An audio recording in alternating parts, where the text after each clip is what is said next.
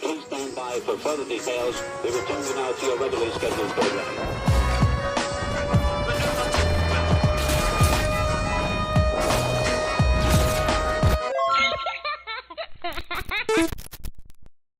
Hello to those of you who are feeling called to this reading in particular, Mystery Reading number 967. My name is Elizabeth, and before getting into this reading, if you are a recurring viewer, you enjoy my work and would like to support it, you can do so by sticking around and hitting that subscribe button down below and ringing the notification bell next to it if you feel called to. And if you do feel called to stick around and subscribe, welcome, and thank you very much for your support as well as your presence during this reading. So, the first thing that I want to talk about is frustration and passion. I think that being frustrated and caring a lot, I really think that that is just human. So, whatever frustration or anger that you're feeling, no matter how deep down you go, I really feel like that is a reflection of just how much you really do care.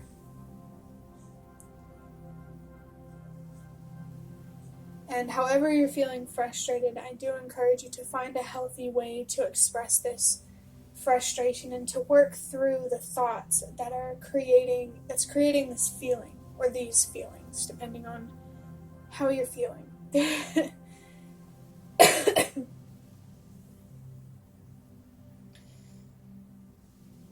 The number 3 could be significant for you if you feel called to use your voice or to express yourself. This could definitely be confirmation of that, but really be mindful of how you express yourself. Make sure you're doing it to the right person or in the right way. And what I mean by in the right way is in a way that actually helps you release and process the frustration. What I mean by the right person is someone who actually knows how to listen and to provide real support. I know I can. So, if you want any help with that, I will be opening up, the ability to take request forms again for spiritual advising, hopefully by this Saturday.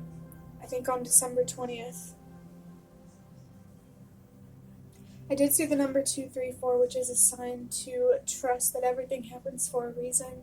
That message was really strong in the reading before this one, 966. With interpreting the number 967, the number 9 is about purpose and helping the world release what no longer works.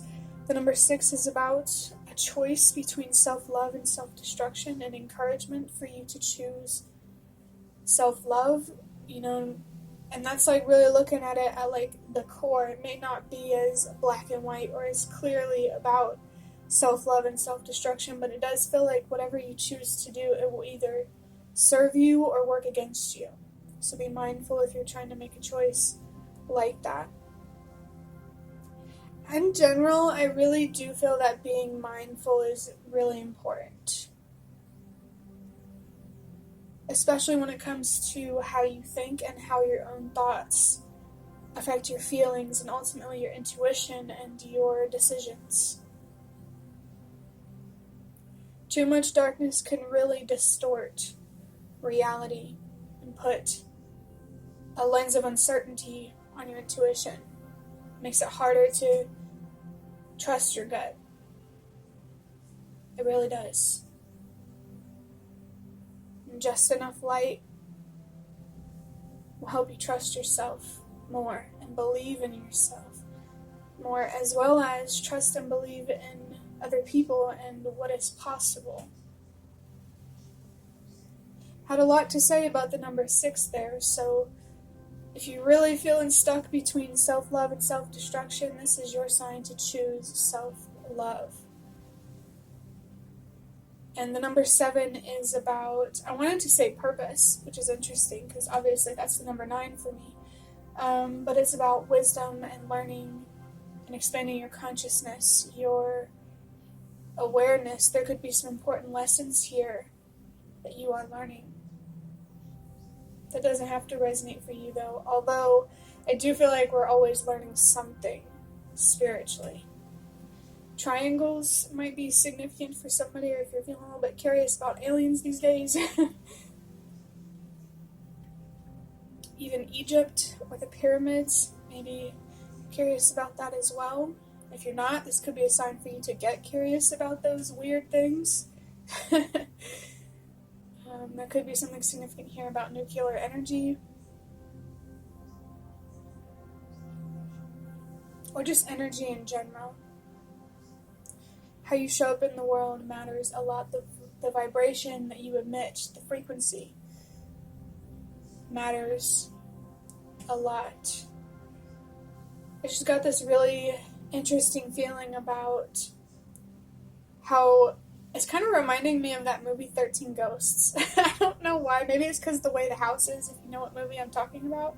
But it's like your inner world shifting that also has a shifting effect on the universe and the people around you.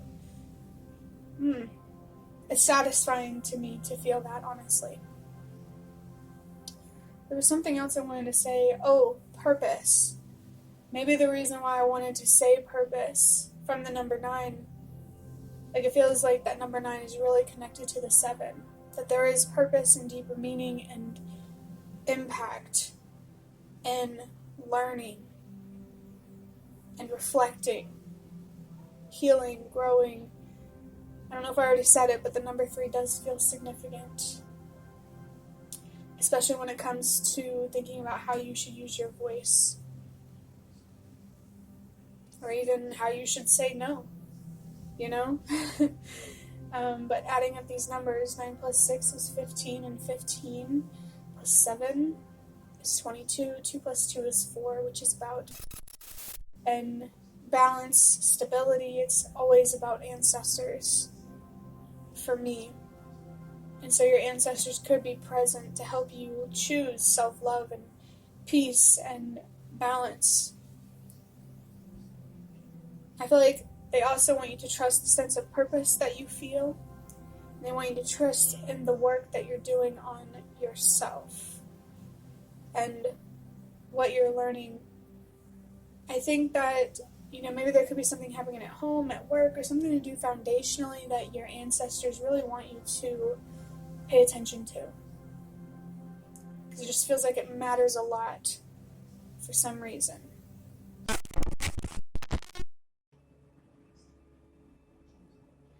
I'm going to go ahead and start drawing out a card. I'm going to get into the cards portion of this reading now. And I'm going to pull a fortune card from these Zoltar Speaks cards that came from this box. You might have no idea what that is if you're too young. I know that I didn't until my mother gave this to me. I think she did. But let's go ahead and see which card must come through for you. I'm really happy that I might be able to start doing readings that are a little bit longer, because I feel like 10 minutes is too short, 15 minutes is better, but it still feels too short, so hopefully, 17 to 20 minutes will be better. But the lucky numbers on this card are 46, the number 21, 38, 23, the number 9, and the number 10. I'm really feeling drawn to the number 10 there, because for me, interesting.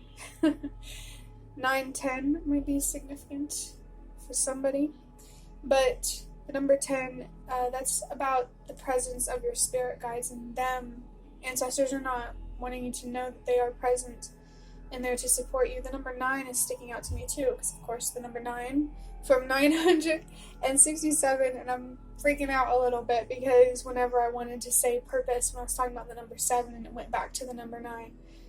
So I think it's really important for you to trust in the sense of purpose that you feel when it comes to making your decisions. Whatever you're learning or growing from, and you feel there's something deeply meaningful about it, you can really, really trust that. And if you find purpose in loving yourself in the way that you deserve, you can definitely trust that.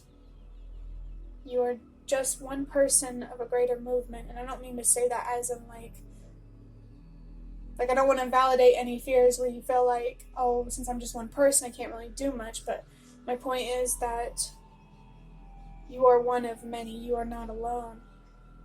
And everybody who contributes to this movement, it matters, because the more people that contribute, the more it grows, the more of a difference it can make. Reading what this card says, it says, romance or great friendship, you'll soon find adds great pleasure to your life. Yeah. This could, of course, be about a relationship or the people in your life.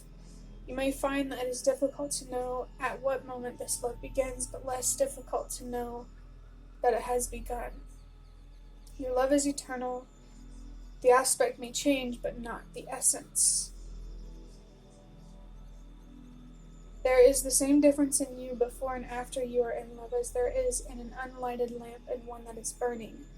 The lamp was there and was a good lamp, but now it is shedding light too, and that is its real function. It's like this card is saying your real function is to love, is to choose love. As the greatest pleasure of life is love, as it says. Remember, when this love comes, or if it has already arrived, the heart is wiser than the intellect. Yeah, this is what the card looks like. If you're curious, if you want to pause it. So that card is very clearly all about love, and this is the strongest confirmation for somebody that this is about a love situation in your life, but this could also be a reading about love, but it could be about, I feel like it's, no matter what kind of love it's to or towards, it's always going to have like an element of love about yourself, but this could be about self-love or something that you're passionate about, that kind of love. But it feels most strongly that this reading is for people in your life, or just someone specific in your life, or your love life. Somebody here or something in your life feels like it lights up the fire, the flame within you. I'm thinking of that song, Through the Fire and the Flames. I don't know why, but it reminds me of that video game, Guitar Hero. Maybe you like video games or playing guitar. It could definitely be playing guitar for somebody that could help you express yourself. It could be that cliche where you play a guitar for somebody, a love interest. But yeah, it really feels like this card is focusing on how love lights you up. And I think that's very interesting with what we talked about with the number 6 and how self-love really seems like a really important message for this reading. So just as a project or a person in your life can light up the love within you, you also have the power to light that fire yourself through loving yourself. In fact, I think that is the best way to light that fire within you, because you'll always be there for yourself. You'll always have your own back, for as long as you're living, I don't know, I even believe, even in the afterlife, but, don't want to get too complicated. Let's go ahead and draw out a couple of cards from the Prisma Visions Tarot to see what else there is to be said about this, to wrap up this reading. I have the Judgment card with the crown chakra. I'm not sure what planet that is there, or the element, honestly. Haven't had a lot of time to study. But I did see the number 432 whenever I showed that card on the camera. I saw the number in the timer. And before I saw that number, I was feeling that this feels related to the reading before this one. So if this reading is really resonating for you, I do encourage you to watch the one before this one, 966, especially if self-love and an important choice or many important choices are coming up for you. And I just burped, which is a sign of release. There's someone or something that I feel you need to release. At the very least, I do feel with the Judgment card here that maybe there's some darkness within you and how you feel about yourself that is important for you to work through. And now I'm being shown the Empress in reverse that I saw in the reading before this. It really feels that it's important for you to pour love into yourself. And naturally, when it comes to the people that you invest in or projects or opportunities, you'll know what's worth investing in. When you know that you're worth investing in, you'll know what else is worth investing in outside of you. And I saw the number 555, which is about change and transformation. So if anyone is feeling called or needs that extra confirmation, there it is for you to transform as a person, to heal and to grow. No matter what situation you're in, always choose self-love. Let's get one more card. We have the Queen of Cups in reverse, which I feel really just confirms and reinforces some darkness here clouding your judgment or your intuition, or making it harder to believe in yourself and to trust yourself. You may be somebody who pours a lot of light and a lot of love into other people and projects and everything outside of you, and now it's just time to let yourself pour that light and that love into yourself. Because something that I always say is you deserve as much as you give to others, to give that much, if not more, to yourself. It's okay to be selfish. Sometimes, in fact, sometimes it's valid and it's fair. You could really be learning about boundaries right now, and maybe there's some relationships in your life frustrating you. And I just think this reading is here just as a reminder, like while you're trying to work through this, whether it's relationships or something else, just don't forget to take care of yourself.